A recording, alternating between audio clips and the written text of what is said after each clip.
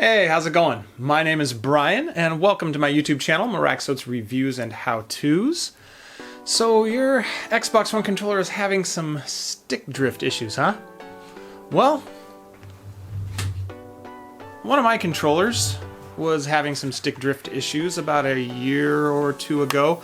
While playing games, if I set my controller down or if I just kind of took my hands off the sticks, my character would start walking forward as if he had somewhere really important that he needed to be.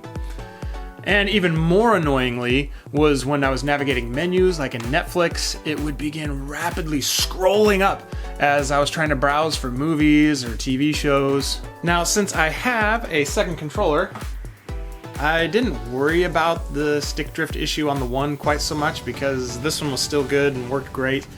But about a month or so ago, my second controller started experiencing the exact same stick drift issues.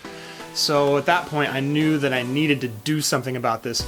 I searched online to see how to fix the problem, and I found that this is actually a very well-known problem and affects many people. So I don't know why Microsoft has not done anything about this. But anyway, that's besides the point. First off, I decided I would try some of the easier suggestions that I found online. I tried cleaning out the joystick modules using compressed air. Then I tried using cotton swabs soaked in isopropyl alcohol. Not so surprisingly, neither one of these methods made any difference for me at all. So I found that I had to move on to more extreme measures to take care of the problem. So during my search to find a fix for this, I found out that the reason that the analog sticks on these controllers would begin drifting is there's actually like something within the actual joystick module itself that goes bad. Then it makes it think that the joystick is being pushed in a particular direction when it's actually sitting in the neutral position. Anyway, the only way to really fix the stick drift issue is to actually remove the joystick module itself from the circuit board inside the controller and replace it with a brand new one. So that's what I'm going to be showing you how to do in this video today. I know that there are some people out there that wipe their butts with $100 bills, so $60 for a brand new controller really isn't a big deal for them. But I think you and I are not really those people. What I'm excited to show you in this video today is that for less than $10, if you yourself have some soldering experience or if you know someone with some soldering experience, then you can have your Xbox One controller working like new again. I purchased this 6-pack of Xbox One joystick modules on eBay for $9.99 US, and that was with free shipping as well. And these weren't even the least expensive option out there. Amazon.com also sells these joystick modules, so if you'd rather buy from Amazon, then you can do that too.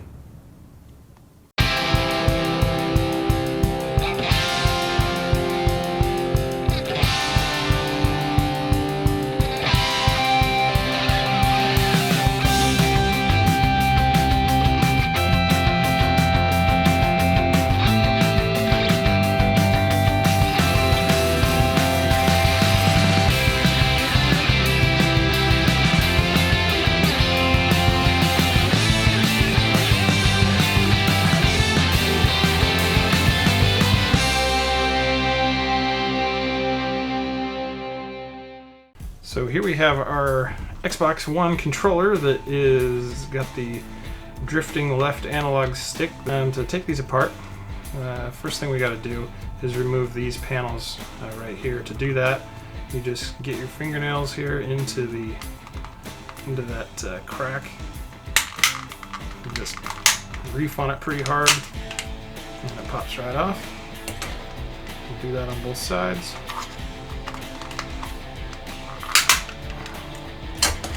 Don't worry, you can pull on them pretty hard. They don't break. I've taken these on and off several times and haven't had any break on me yet. Knock on wood. All right, and then of course you need to remove your battery cover and take your batteries out. To continue disassembling our controller, we're going to need to remove 5 screws. There's one here, one that's underneath your label that, as you can see, I've already punched through the label, and that of course will, I'm assuming, void any warranty you may have.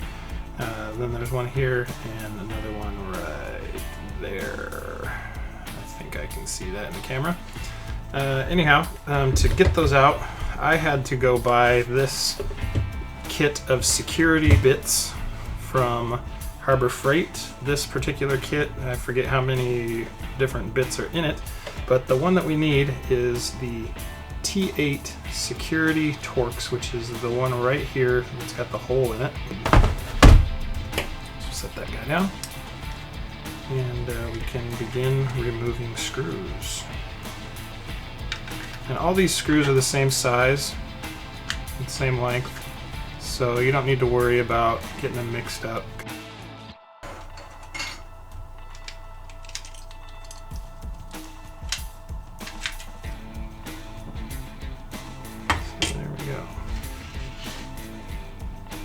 Alright, so here we can now separate the different parts of the controller body. And you want to be a little bit careful when you flip this thing around, because these vibration motors will actually like pop out of here. So they're just kind of setting in there. So just be careful when you flip it upside down. Alright, and what we need to do, let's flip this back. You need to remove these joysticks. To be able to most easily get at the solder points for the left joystick module, we're going to need to get the left trigger button out of our way here. To do that, we need to remove the left bumper or shoulder button. And to do that, there are a couple of tabs here that you need to pop off of some little pins. One is on the bottom of the button and one is on the top, as you can see here. Once you've popped the bumper button loose, it just slides on out like so. With the bumper button out of the way, the left trigger now swings completely out of the way, and we are now ready to remove our faulty joystick module.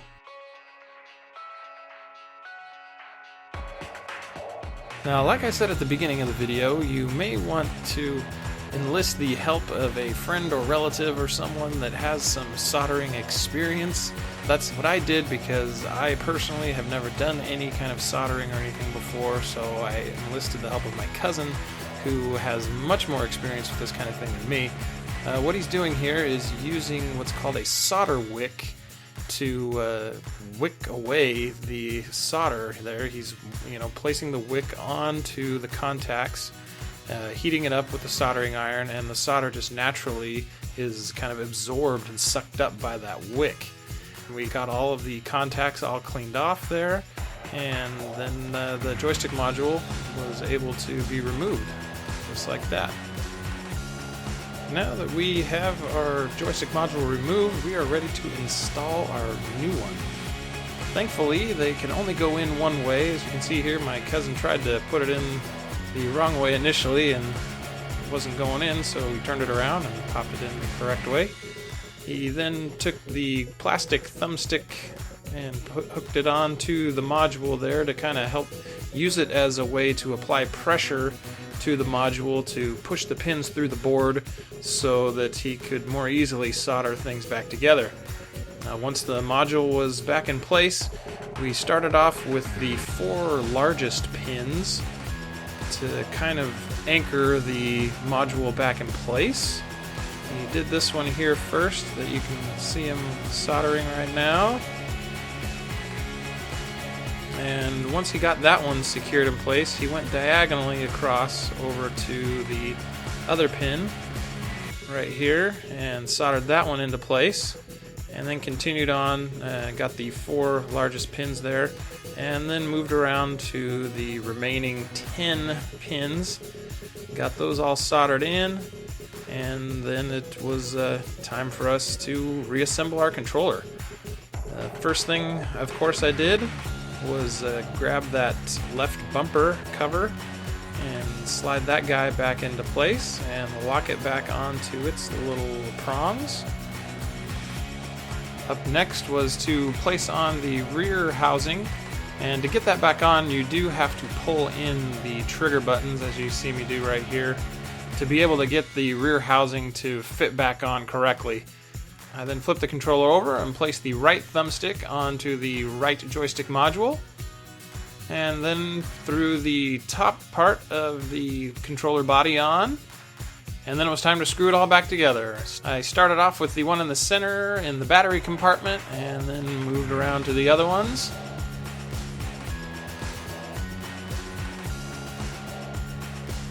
Thank you very much, Mr. Time-Lapse. I then replaced my batteries, as well as the battery cover door thingy.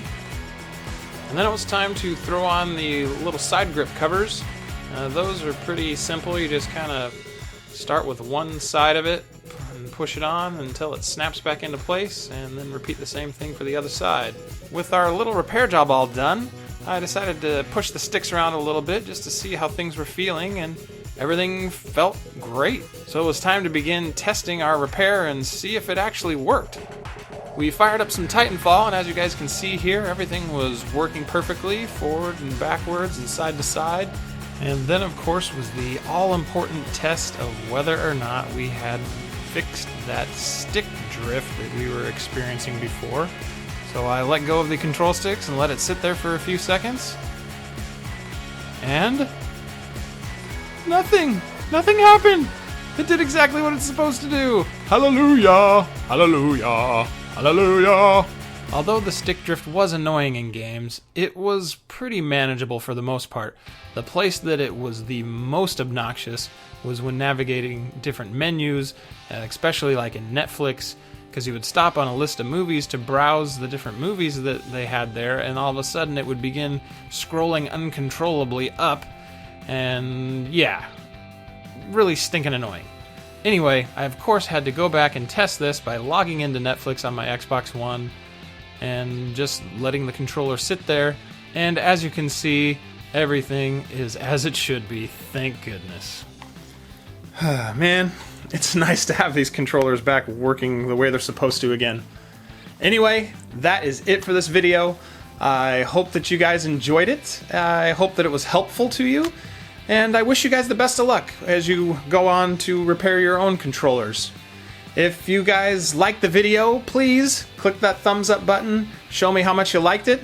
And if you're not subscribed to my channel and you'd like to see more of my videos, if you're watching on your PC right now, you can click this button right here next to me and get subscribed and get notified every time I upload new videos.